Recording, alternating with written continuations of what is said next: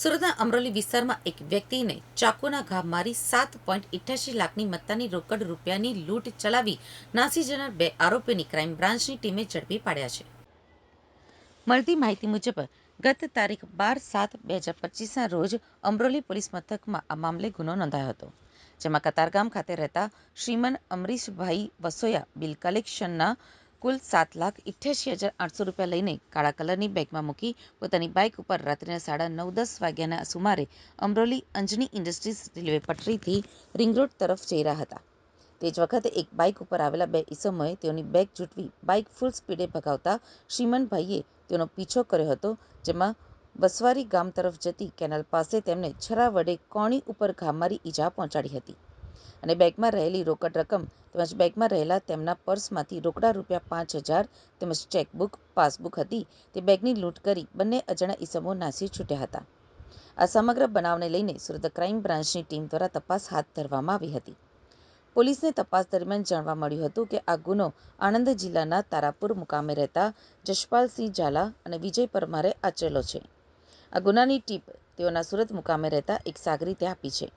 આ બંને ઈસમો ગુનાને અંજામ આપી તારાપુર તરફ નાસી ગયા છે, જે બાતમીના આધારે બનાવની રાત્રે જ સુરત ક્રાઇમ બ્રાન્ચની ટીમ તારાપુર જવા રવાના થઈ હતી અને ત્યાં પહોંચીને છેલ્લા 48 કલાકથી આરોપીઓને પકડવા માટે પ્રયત્નો ચાલુ રાખ્યા હતા. તે દરમિયાન સુરત ક્રાઇમ બ્રાન્ચની ટીમે જશપાલસિંહ ઝાલા અને વિજય પરમાર મોડી રાત્રિના બોરસદના સિસવા ગામ મુકામે વિજય પરમારના મામાના ઘરે રાત્રિના રોકાણ માટે આવનાર હોવાની માહિતી મળતા ક્રાઇમ બ્રાન્ચની ટીમ તારાપુર મુકામેથી સિસવાવ ગામ ખાતે પહોંચી હતી અને સિસવા ગામના નાકે અંધારામાં વોચમાં રહીને આરોપી જશપાલસિંહ ગજેન્દ્રસિંહ ઝાલા અને વિજય બુધાભાઈ પરમારને ઝડપી પાડ્યા હતા. પોલીસે બંને આરોપીઓ પાસેથી લૂંટમાં ગયેલા રોકડ પૈકી કુલ રોકડા રૂપિયા 4.66 લાખ તથા 4 મોબાઈલ ફોન, રેમ્બો છરો, ચાકુ, બેંકની પાસબુક અને ચેકબુક મળીને કુલ 5.23 લાખનો મુદ્દામાલ જપ્ત કર્યો હતો.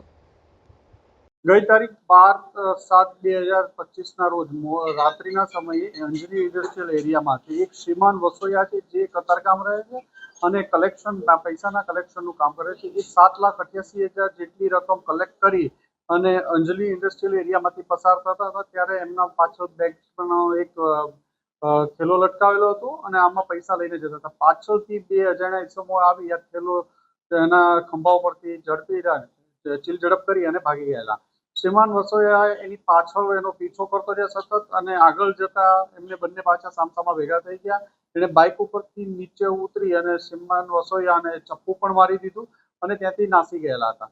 આ બાબતે ચપ્પુ મારી અને ગંભીર બનાવ બનેલો. ક્રાઇમ બ્રાન્ચની અલગ અલગ ટીમો લાગેલી હતી, જેમાં પીઆઈ કિરણ મોદી સાહેબ અને પીઆઈ આરઆઈ જાડેજા સાહેબની ટીમને બાતમી મળી હતી અને આ બાતમી આધારે પીએસઆઈ વિશાલ અને પીએસઆઈ ભાટી આ બંને આણંદ તારાપુર ખાતે જઈ અને સેમ ડે પોલીસને બાતમી મળી હતી કે આમાં આ માણસો સંડોવાયેલા છે. એ બાતમી આધારે ક્રાઇમ બ્રાન્ચની ટીમ 48 કલાક જેટલું સતત આણંદ જિલ્લાના તારાપુર તાલુકામાં રહેલી અને બંને જે શંકાસ્પદ ઇસમો હતા જસપાલ ઝાલા અને વિજય પરમાર આ બંનેને ઝડપી પડ્યા હતા.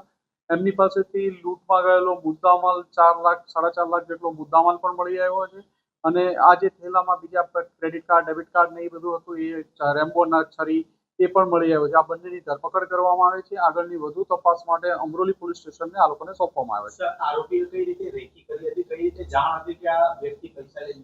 એ પોલીસ ઇન્વેસ્ટિગેશન ચાલુ છે. એમને આમની એક સ્પેસિફિક માહિતી મળી હતી કે આ બંને ઇસમોમાં અહીંથી રેગ્યુલર કલેક્શન કરીને જાય છે. જે આધારે બંને આરોપીએ એને આણંદ જિલ્લામાંથી મોટરસાયકલ લઈ અહીંયા આવી અને રેકી કરી અને એનો પીછો કરેલો હતો અને મોકો મળતા એના પૈસા છૂટવવાની કોશિશ કરી હતી. તો બંને આરોપી શું કામ કરે છે અને શા માટે આ લૂંટ કરી?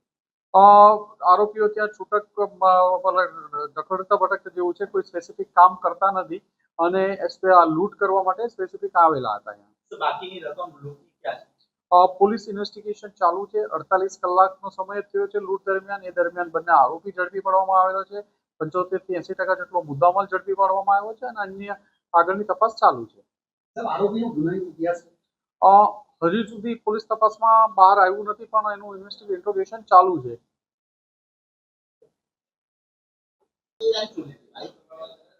બાઇક ચોરેલી નથી. અત્યારે હજી એનું બાઇક બાબતે પણ તપાસ ચાલે છે. નંબર પ્લેટ ખોટી હતી.